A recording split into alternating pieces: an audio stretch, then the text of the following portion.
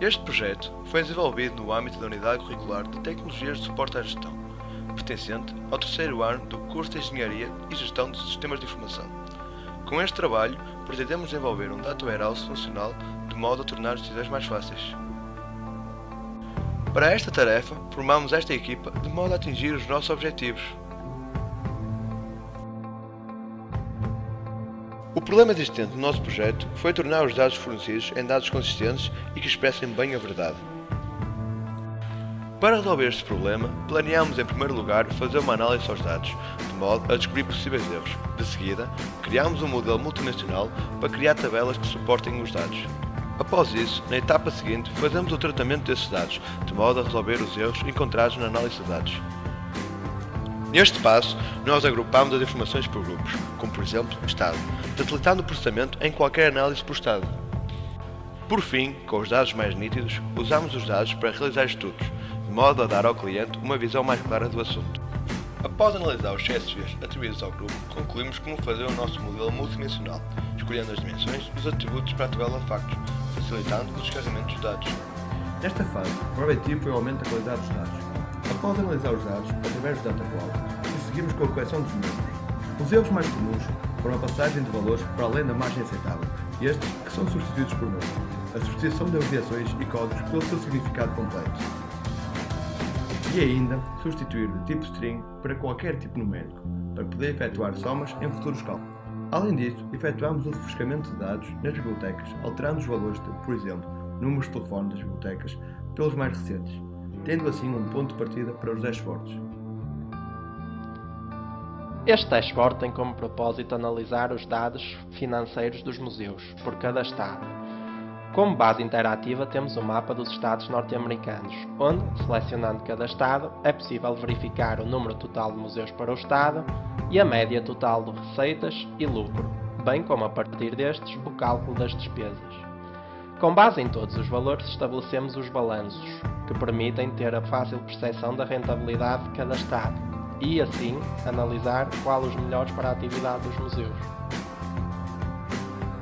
Este dashboard tem como propósito detalhar a distribuição dos museus em cada estado, tendo em conta o atributo local 4, que representa a distribuição dos museus segundo o seu código geográfico, ou seja, a distribuição urbana na zona onde cada museu se localiza. Escolhemos como base interativa para este dashboard um mapa de estados norte-americanos que permite, após o clique no estado pretendido, analisar o revenue médio de todos os museus do estado, a sua localização regional, ou seja, o atributo AMREG, e nos dá um foco detalhado nos dados do atributo local 4, visualizando a percentagem e contagem de museus e o revenue médio para cada tipo de código geográfico. Estes dados têm como objetivo mostrar a rentabilidade de cada estado e, mais concretamente, qual a região de cada estado mais rentável para a atividade dos museus.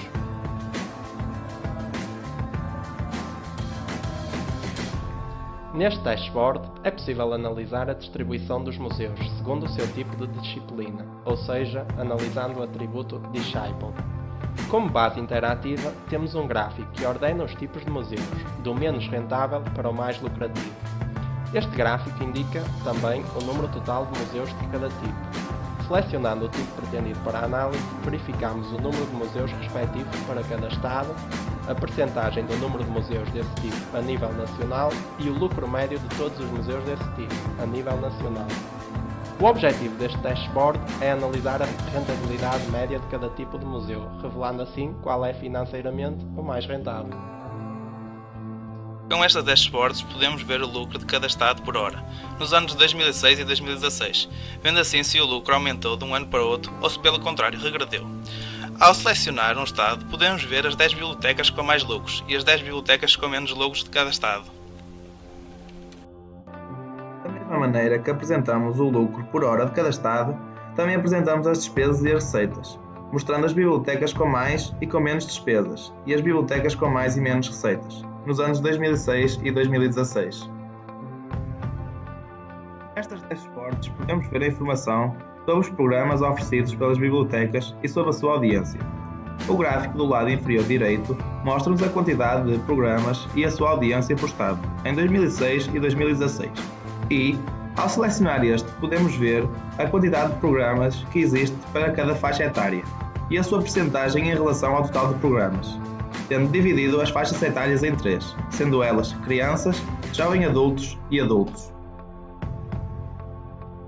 Por outro lado, o gráfico do lado inferior esquerdo representa a evolução dos programas e da sua audiência, mostrando-se ao longo dos anos se o total de programas aumentaram e, por consequência, se a audiência também alterou.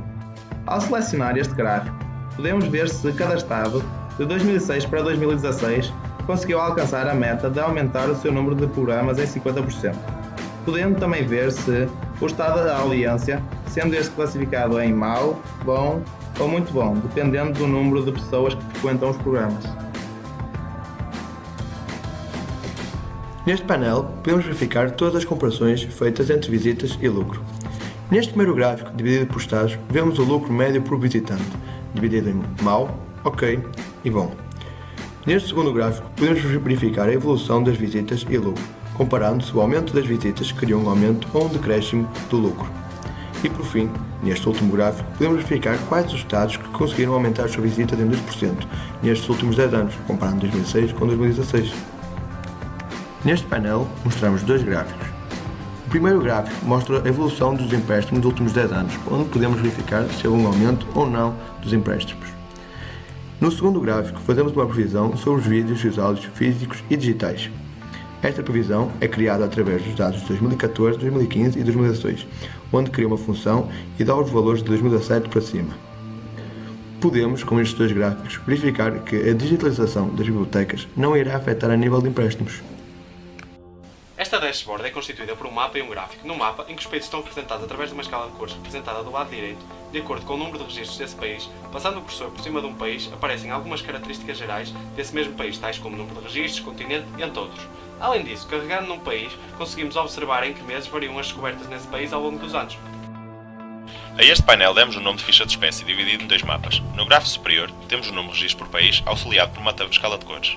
Escala de cores definida do lado direito. Sem clicarmos em lado algum, mostra um conjunto de pontos em que cada um conta como um registro.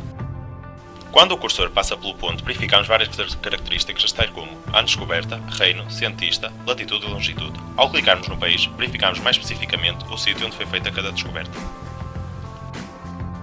Esta dashboard foi desenvolvida com o objetivo de classificar os cientistas através do seu número de descobertas.